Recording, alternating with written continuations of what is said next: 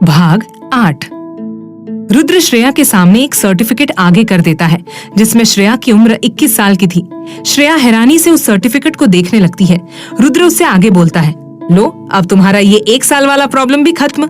अब तुम मेरी हो गई हो और अब तुम मुझे खुद के करीब आने से नहीं रोक पाओगी। इतना बोलकर वो उसे अपनी बाहों में भर लेता है।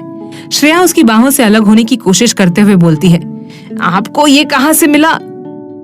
रुद्र उसे अपनी बाहों में और कसते हुए बोलता है, तुम्हें क्या लगा कि तुम रुद्र प्रताप सिंह से झूठ बोलोगी और उसे पता नहीं चलेगा? मुझसे झूठ बोलना मुश्किल ही नहीं नामुमकिन है। मैंने पता लगाया था तुम्हारे बारे में और ज्यादा मुझे मेहनत नहीं करनी पड़ी। आसानी से ये सर्टिफिकेट मिल गया। अपनी उम्र मुझसे छुपा रही थी।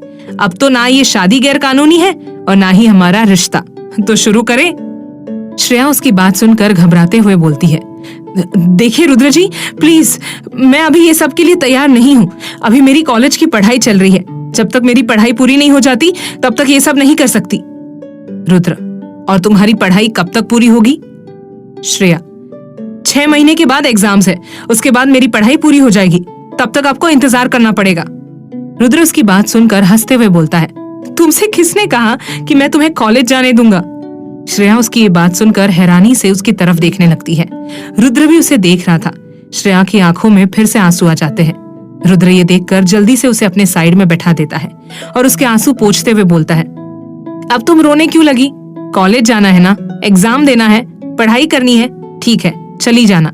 नहीं रोकूंगा कॉलेज जाने से, पर मेरी कुछ शर्तें हैं, याद रखना।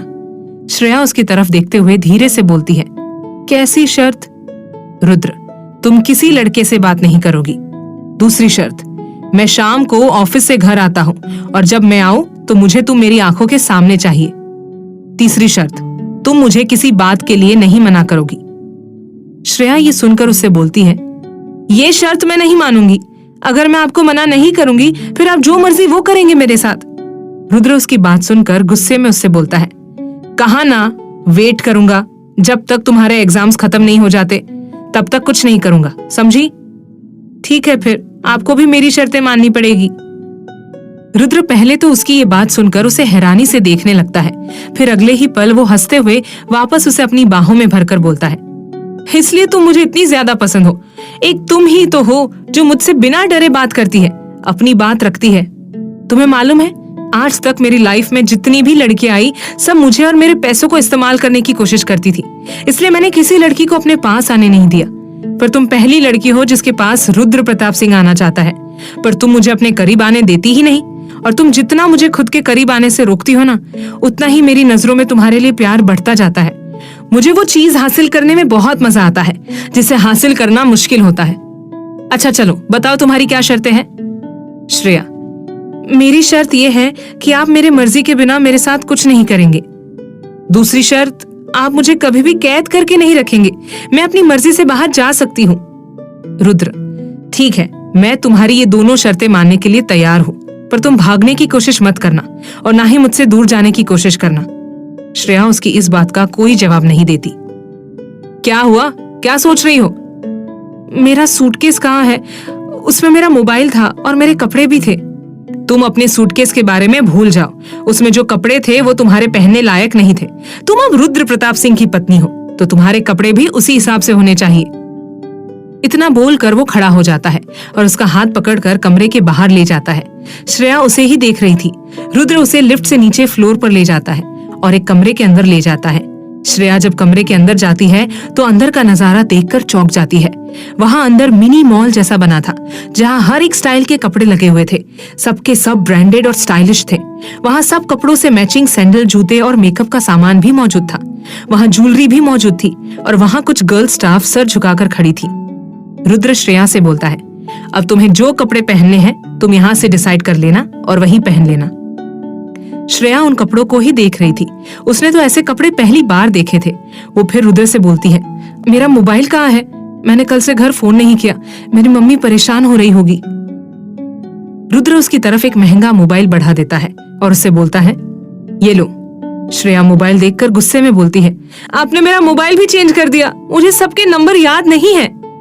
रुद्र, डोंट वरी, सिम मैंने पुराना वाला ही लगाया है। तुम अपने घर पर बात कर लेना और अब जाओ, तैयार हो जाओ। लंच के लिए हम बाहर जा रहे हैं। इतना बोलकर रुद्र वहां से चला जाता है। एक लड़की फिर श्रेया के पास आकर उससे बोलती है, बहू रानी, आप आज कौन सी ड्रेस पहनना चाहेंगी? सर ने कहा है जो ड्रेस आप एक बार पहन लेंगी उसे फिर दोबारा नहीं पहन सकती। श्रेया उसकी ये बात सुन रानी से बोलती है, क्या कहा कि मैं जो एक बार पहन लूंगी उसे दोबारा नहीं पहन सकती? ये क्या बात हुई? स्टाफ गर्ल, ऐसा सर का ऑर्डर है बहू रानी, और सर का ऑर्डर आप मना नहीं कर सकती। श्रेया उसकी बात सुनकर गुस्से में उसकी तरफ देखती है। इससे ज्यादा वो कुछ भी कर नहीं सकती।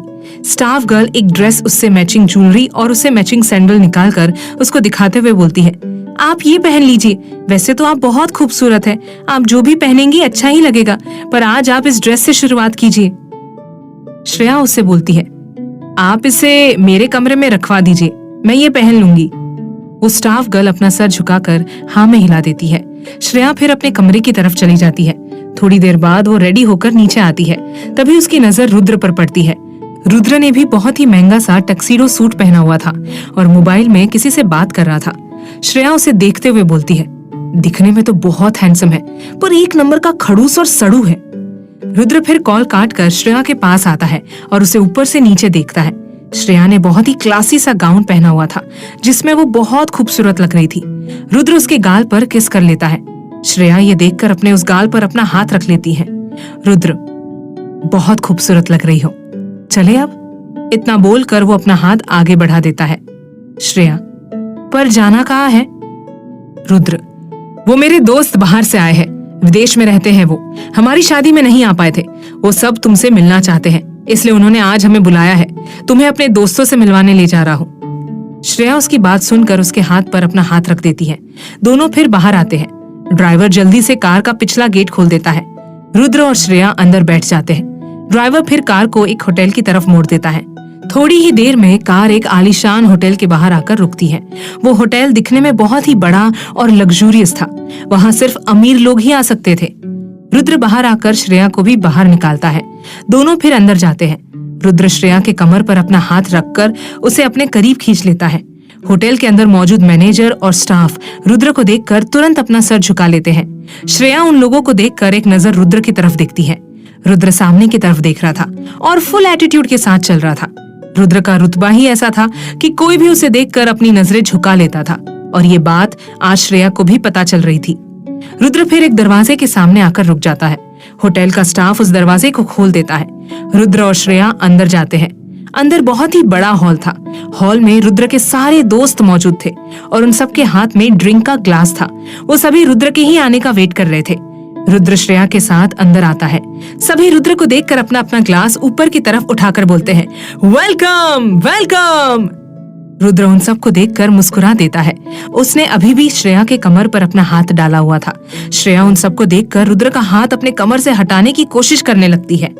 रुद्र एक नजर उसकी तरफ देखता है और धीरे से बोलता है, चुपचाप से खड़ी रहो, समझी? श्रेया फिर खामोश हो जाती है। रुद्र श्रेया को अपने सारे दोस्तों से मिलवाने लगता है। श्रेया उन सबसे मुस्कुराकर मिल रही थी। रुद्र का एक दोस्त विनय उससे बोलता है, भाभी जी आप बहुत खूबसूरत हैं, आपकी कोई बहन है क्या?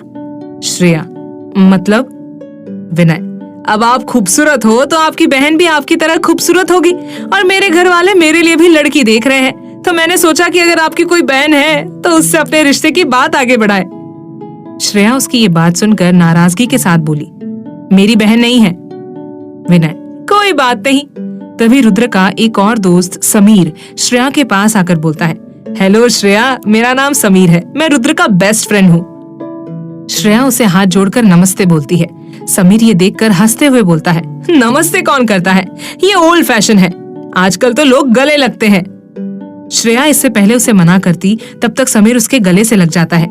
रुद्र जो अपने बाकी दोस्तों से बात कर रहा था, वो समीर को जब श्रेया के गले लगते हुए देखता है तो उसे बहुत गुस्सा आता है, पर वो उस समय कुछ नहीं बोलता। थोड़ी देर लंच करने के बाद रुद्र और श्रेया सबको बाय बोलकर वापस मेंशन आ जाते हैं। रुद्र अभी भी बहुत गुस्से में था।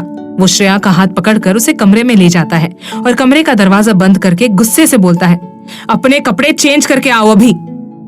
श्रेया, पर अचानक से क्या हुआ? रुद्र अपने दांत पीसते हुए बोलता है, तुमने अगर 2 मिनट में अपने कपड़े चेंज नहीं किए ना तो मैं तुम्हारे कपड़े अपने तरीके से खोल दूंगा।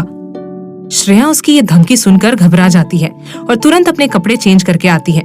रुद्र फिर उसका वो गाउन जो वो पहनकर उसके साथ बाहर गई थी उसमें आग लगा देता है। श्रेया ये देखकर उसे बोलती है, ये आपने क्या किया? इस कपड़े को जला क्यों दिया? रुद्र इसकी बात का कोई जवाब नहीं देता और उसका हाथ पकड़कर उसे बाथरूम के अंदर ले जाता है और फिर शॉवर ऑन करके उसके दोनों तरफ अपने हाथ रखकर उसकी आंखों में गुस्से से देखने लगता है। आखिर रुद्र ने ऐसा क्यों किया, जानने के लिए सुनिए अगला